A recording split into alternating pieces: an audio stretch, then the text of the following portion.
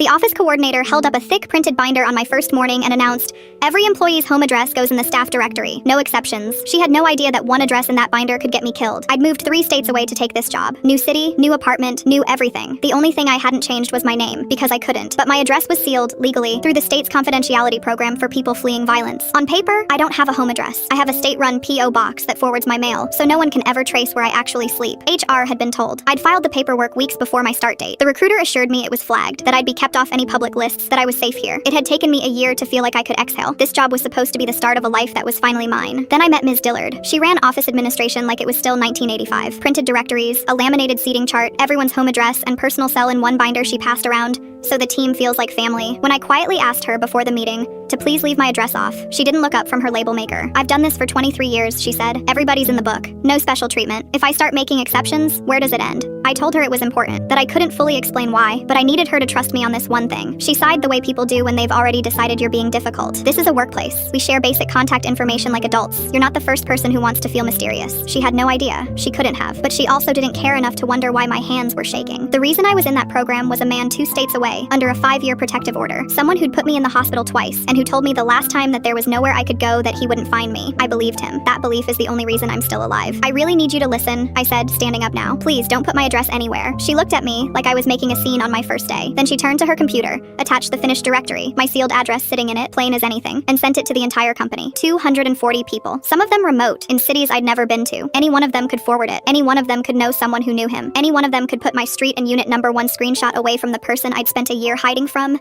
8 months of safety, gone with one click. Ms. Dillard smiled, satisfied. There. Was that so hard? Now we're all on the same page. Then the door opened. Our head of corporate security walked in fast. A woman named Reyes I'd met exactly once when she'd personally set up my confidentiality file. She had her phone in her hand and the all-staff email open on the screen. Her eyes went to me, then to Ms. Dillard, and went flat. "Who authorized this directory?" Ms. Dillard straightened, almost proud. "I did. It's standard procedure. That employee is enrolled in the state's address confidentiality program," Reyes said, in the kind of quiet that's worse than shouting. "Their address is protected by law. It was flagged in the system. Red banner, top of the file, impossible to miss if you had opened it." Ms. Dillard's mouth opened. I didn't know, because you didn't ask." Reyes lifted the binder off the table. "You decided that 23 years of a paper directory mattered more than a court-ordered protection you never bothered to read, and you just emailed a protected address to 240 people." She turned to me, and her voice dropped, gentler, but no less urgent. "Get your things. We're recalling the email and moving you to a secure remote setup today. Don't go back to your apartment until I call you." I grabbed my bag. I hadn't even set up my desk. I hadn't even hung up my coat. A younger coworker whispered, "I'm so sorry," as I passed. I couldn't answer. In the elevator, Reyes was already on the phone. "Legal, the recall, my detective back home. This should never have happened," she said quietly. I nodded. I'd rebuilt my whole life from nothing once already, and now I was going to do it again, because a woman with a label maker decided her binder mattered more than my life.